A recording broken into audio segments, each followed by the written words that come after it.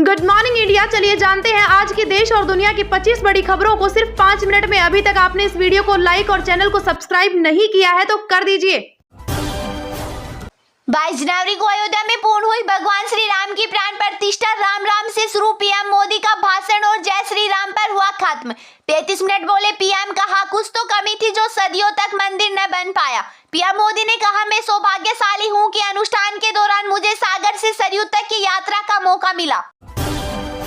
22 जनवरी को अयोध्या में रामलला की प्राण प्रतिष्ठा में पीएम मोदी ने कुबेर टीले में भगवान शिव का किया जलाभिषेक। पीएम मोदी ने चांदी का छत्र चढ़ाया। पूजा आरती के बाद श्री राम को दंडवत प्रणाम कर पूरा किया अनुष्ठान। मंदिर बनाने वाले मजदूरों पर बरसाए फूल। अयोध्या में 6 दिन चले अनुष्ठान के बाद सोमवार 22 जनवरी को पूर्ण हुई रामलला की प्राण प्रतिष्ठा। पूजा में PM Narendra Modi, UP CM Yogi Adityanath, RSS प्रमुख मोहन भागवत समेत 6 यजमान हुए शामिल। पीएम मोदी दोपहर 12:05 पर हाथ में चांदी का छत्र और लाल अंग वस्त्र लेकर मंदिर पहुंचे और कमल के फूल की पूजा अर्चना। प्राण प्रतिष्ठा के बाद प्रधानमंत्री ने निर्मोही अखाड़ा के स्वामी गोविंद गिरी के हाथ से जल पीकर खोला 11 दिन का उपवास। अयोध्या में रामलला की प्राण प्रतिष्ठा का जश्न मनाने के लिए भाजपा के राष्ट्रीय अध्यक्ष जेपी नड्डा ने अपने परिवार के साथ दिल्ली में अपने आवास पर जलाए तेल के दीपक। प्राण प्रतिष्ठा के बाद देश भर में शाम को मनाया गया दीपोत्सव। अयोध्या में राम की पेड़ी पर जले 1 लाख दिए। आज से भक्तों के लिए खोल दिया जाएगा रामलला का मंदिर। अब कोई भी श्रद्धालु मंदिर में जाकर कर सकेगा रामलला के दर्शन। लंदन में भारतीय प्रवासी के सदस्य मनीष तिवारी ने कहा, भगवान राम की ऊर्जा को जीवन में शामिल किया जाना चाहिए और इस तरह से बदलना चाहिए। हमें खुशी है कि हमने इस कार्यक्रम राम मंदिर की प्राण प्रतिष्ठा को मनाया। यूके के लिए भी यह हमारी संस्कृति, सनातन धर्म के लिए एक गौरवशाली क्षण है। तेलंगाना भाजपा अध्यक्ष जी किशन रेड्डी ने अयोध्या में आयोजित श्री रामलला प्राण प्रतिष्ठा समारोह के अवसर पर जलाए मिट्टी के दीपक। कहा, राम जन्मभूमि तीर्थ क्षेत्र ट्रस्ट ने सभी से अपने घरों और आसपास रोशनी करने की थी अपील।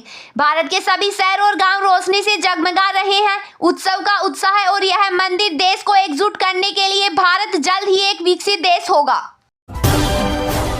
प्रधानमंत्री नरेंद्र मोदी ने कहा, उस कालखंड में अलगाव केवल 14 साल तक चला। इस दौर में अयोध्या और देशवासियों ने सैकड़ों वर्षों का अलगाव सहा है। हमारी कई पीढ़ियों ने इस अलगाव को झेला है।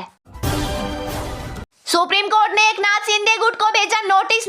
स्पीकर राहुल नार्वेकर के उस आदेश पर दिया गया जिसमें उन्होंने शिंदे के नेतृत्व वाले गुट को असली शिवसेना घोषित किया है। चीफ जस्टिस डीवाई चंद्रचूड़, जेबी पारदीवाला और मनोज मिश्रा की बेंच ने मुख्यमंत्री शिंदे और अन्य विधायकों से 2 सप्ताह में मांगा जवाब। दरअसल स्पीकर ने 10 जनवरी को मुख्यमंत्री एकनाथ शिंदे समेत उनके गुट के 16 विधायकों को अयोग्य करार देने की उद्धव गुट की अपील खारिज कर दी थी।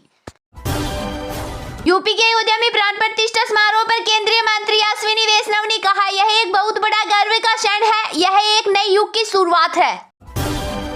प्रधानमंत्री नरेंद्र मोदी ने कहा, एक समय ऐसा भी था जब कुछ लोग कहते थे राम मंदिर बन जाएगा तो आग लग जाएगी। ऐसे लोग भारत की सामाजिक भावना की पवित्रता को नहीं समझ सकते। इस मंदिर का निर्माण भारतीय समाज की शांति, धैर्य, आपसी सद्भाव और समन्वय के प्रतीक है।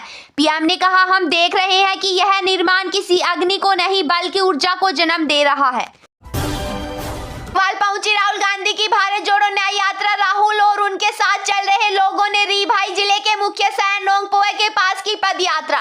राहुल ने नोंगोप में सार्वजनिक बैठक में लिया भाग। असम में राहुल को मंदिर जाने से रोका तो दिया धरना। कहा, क्या आज सिर्फ एक व्यक्ति मंदिर जा सकता है? रामलला की प्राण प्रतिष्ठा से ठीक पहले कांग्रेस नेता शशि थरूर ने प्रधानमंत्री नरेंद्र मोदी पर साधा निशाना। कहा कि मोदी हर चुनाव से पहले राजनीति का एजेंडा बदल देते हैं। वे विकास और राष्ट्रीय सुरक्षा जैसे गंभीर मुद्दों पर बात नहीं करते। उन्होंने कहा कि यही नई सरकार सीमा पर चीन की घुसपैठ रोक पाने में नाकाम रही।